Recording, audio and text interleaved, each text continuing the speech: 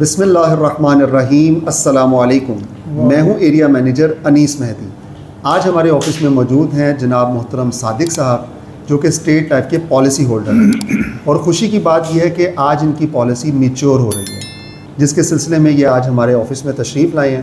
میں جاننا چاہوں گا کہ یہ 20 سال کا عرصہ جو ہے یہ کیسے گزرا، اور انہوں نے اسٹیٹ لائف کی پالیسی جو ہماری طرف سے خدمات ملی اس کو کیسا پایا، تو یہ اپنا فیڈ بیک دیں۔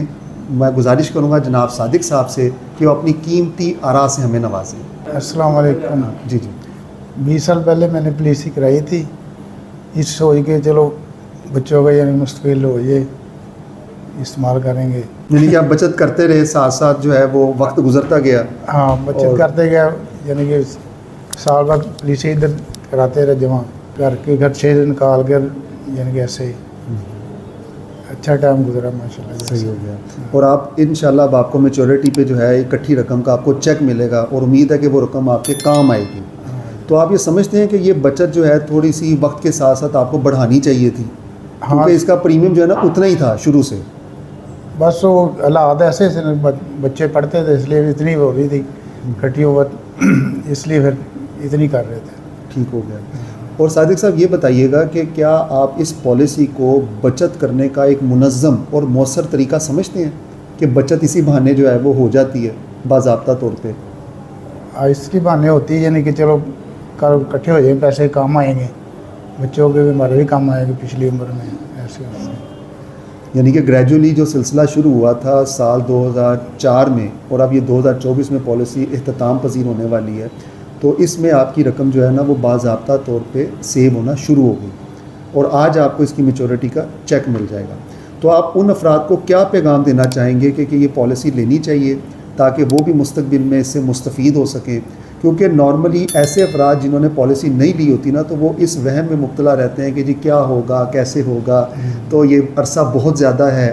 تو ہم ان سے یہ کہتے ہیں کہ اگر آپ پالیسی لیں گے تو وقت تو گزرتا ہی ہے اور گزر ہی جائے گا۔ بالکل کرنی چاہیے، اچھی بات ہے یہ تو، یعنی کہ پالیسی بہت اچھی بات ہے، کرنی چاہیے آستے آستے پیسے جمع کر کے، اس سے زیادہ بھی کرنی چاہیے تھی، ہمیں اتنا پتہ تھا، ہم نے اتنی کی اپنی آمدن کے حساب سے۔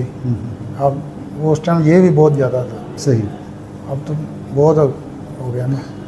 اور صادق صاحب یہ بھی میں آپ کو بتاتا چلوں کہ ہماری پالیسی کا ایک پہلو یہ بھی ہے کہ اس میں حفاظتی تحفظ یعنی معاشی تحفظ بھی ہوتا ہے اس کے اندر، کہ خدا نخواستہ کسی کے ساتھ کوئی ابی نبی ہو جائے، کوئی بھی ایسا واقعہ پیش آ جائے، کوئی کیجولیٹی ہو جائے، تو اس صورت میں ہم اس میں جو وارث اس کا نام آپ نے لکھوایا ہوتا ہے ان کو ہم کلیم کی رقم دے دیتے ہیں، جو کہ ایک زبردست جو ہے نا وہ ایک سمجھیں کہ سپورٹ بنتی ہے اس وقت میں جب پیسوں کی بڑی ضرورت ہوتی ہے۔ تو ابھی جو رزق درپیش ہیں ہمیں آج کل کے دور میں کہ ایک کمانے والا ہے، 4 اس کے ڈیپینڈنٹ ہیں، کسی بھی ناگہانی صورتحال کے پیش نظر جو ہے جو ڈیپینڈنٹس ہیں نا وہ معاشی پریشانیوں کا شکار ہو جاتے ہیں، تو وہ پھر پریشان ہوتے ہیں، ان کے اخراجات، ظاہری بات ہے جانے والا تو چلا جاتا ہے لیکن اخراجات جو ہیں اسی طرح برقرار رہتے ہیں۔ تو اس پالیسی کے توسط سے ان کو جو ہے ریلیف کسی حد تک مل جاتا ہے، معاشی ہیلپ ہو جاتی ہے، فائنینشیل سپورٹ ہو جاتی ہے۔